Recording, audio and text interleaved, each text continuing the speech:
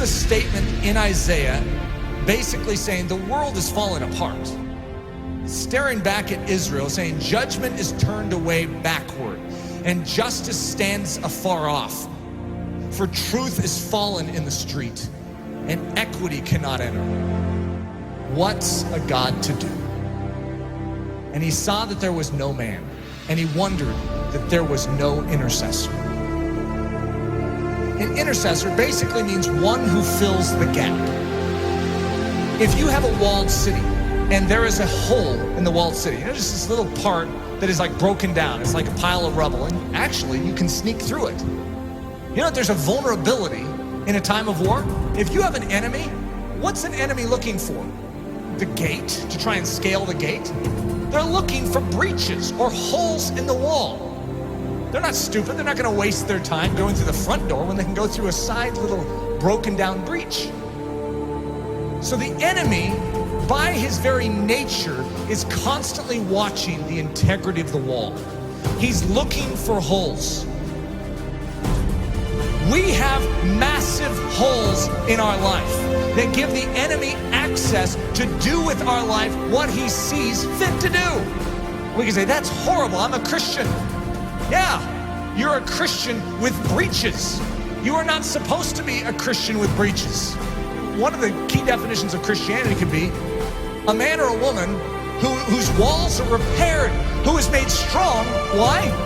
So that they are useful to God and they're not just constantly inwardly fighting demons.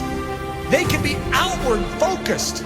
God says to Israel, I will bless you so that you can become a blessing to the nations. God's pattern is to make you strong so that you're useful. There is a hedge that is supposed to be built up around your life, and it very likely isn't. You need a strong man.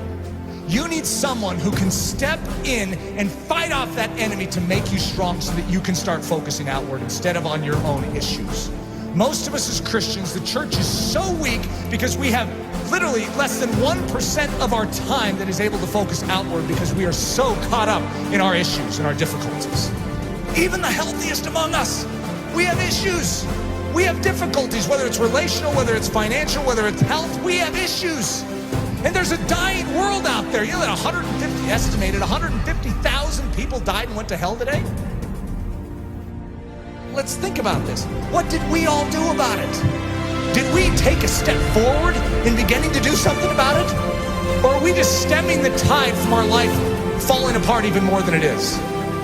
We are living on the defensive instead of the offensive. What we need is the same thing God was looking for back then. The walls are broken down. The city is in disrepair. Israel is without a defender. Where's the intercessor? You know who Jesus Christ was? In a nutshell, he's the intercessor. He's the man who stands in the gap. He's the strong man who came and took the full blow upon himself so that we could gather our wits spiritually and awaken and say, I'm in. Thank you for rescuing me. Literally, he took the blow. Everything that was aimed right at you to absolutely decimate your life, he took it square on. Without even a whimper, he took it for the joy that was set before him because he valued you so much. He took the blow. See, one of the things that happens with the life of Jesus, we have a tendency to make him a mousy character.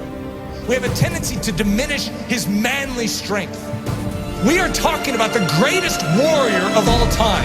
In the Old Testament, the term is Lord of Hosts, the captain of captains, the general of generals. And he's a general that led his troops into battle with his own life. He's the one that did it. All the rest of the army was cowering in the background. They couldn't fight this army, and he stood up single-handedly and defeated them. That is our intercessor.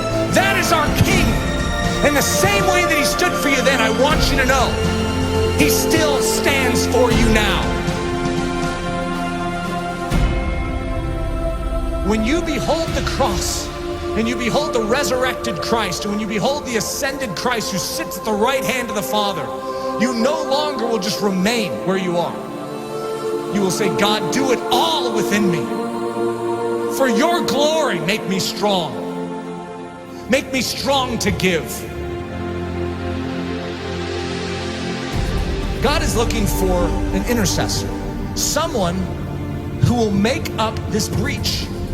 We need to become a body that is thinking about every single one around us, as opposed to ourselves. Coming to church going, I need to be prayed for this week.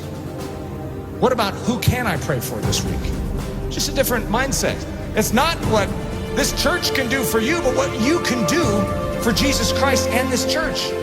Think of that attitude shift, saying, God, you made this life and you have called me for more than just to save me. You have rescued me so that I can become a rescuer. Who needs rescued? Who needs help? Who needs me to stand in the gap and take the hit? That's the attitude. It's not your skin and how you can save it. It's how you can spend it for His glory. His glory. For His glory.